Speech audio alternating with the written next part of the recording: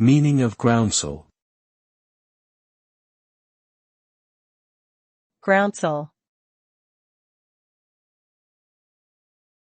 Groundsel. Groundsel. Groundsel. Groundsel is a common weed found in many parts of the world, particularly in temperate regions. The plant is part of the genus Senecio and is characterized by its small yellow flowers and feathery leaves.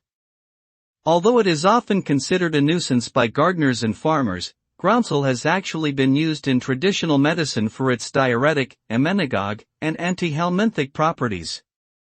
However, it should be noted that the plant also contains potentially toxic compounds and should not be consumed without proper preparation and guidance from a qualified healthcare professional.